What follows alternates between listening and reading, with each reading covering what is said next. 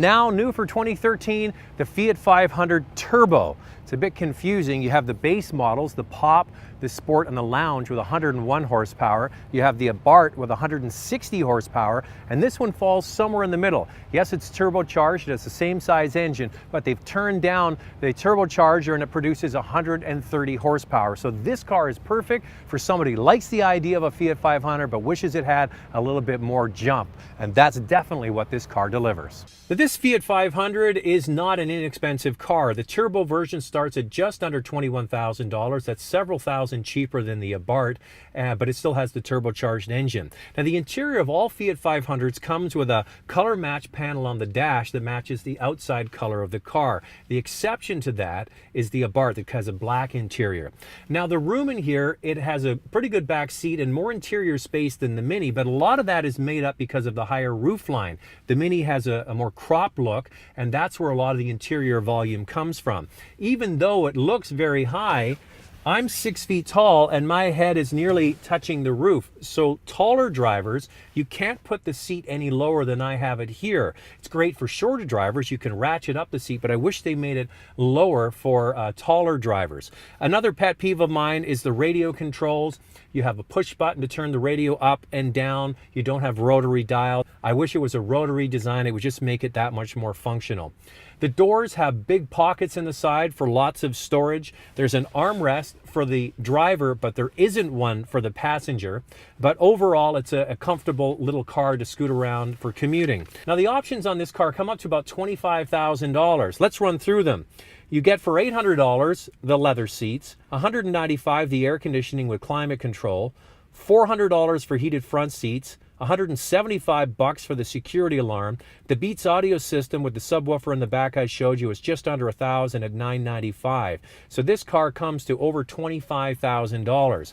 Now, I would get almost all of those features except for the navigation that you can't see here. That's about $495. So this isn't an inexpensive car. The best comparison would be the Mini in terms of size and performance. It's still the same cute shape, and that's one of the things about this car. It appeals to women and men, especially when you get the alloy wheels.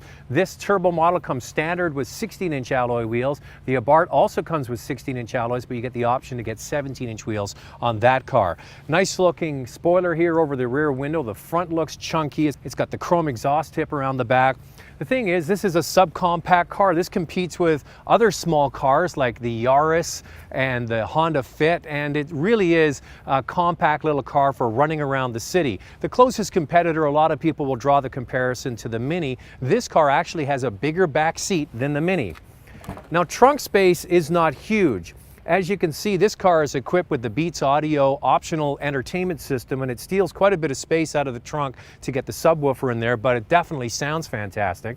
You can drop the rear seats down for added cargo space, but this isn't going to be a vehicle that you're going to use for a family of four. It might be for the person that drives to work back and forth for commuting, probably a second car for a single person or couple.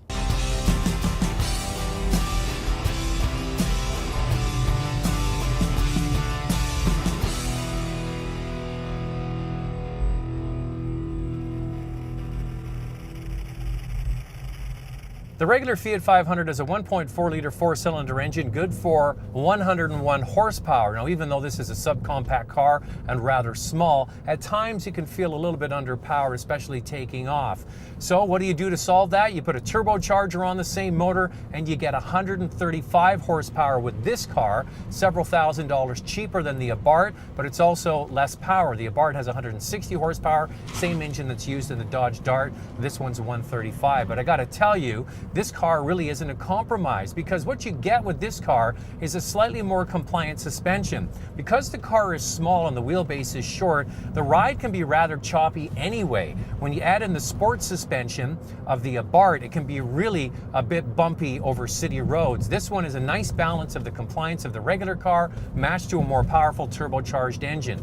The car is small, as I mentioned, so handling is going to be rather nimble. It is a great little car for bombing around town. Outward visibility is brilliant because you have such big side windows. The car is tall. You can see over the road. That's the benefit of the seat being up a little bit higher, but you don't feel as stuck to the ground and as low as you do in the Mini, especially when you get into a car like the Mini Coupe or the Mini Roadster. You're really down low in those cars. This is when you sit quite a bit higher. But I can see why this would appeal to men and women. Women like to sit up a little bit higher. That's why crossovers are so popular, and men will learn to adjust to this car.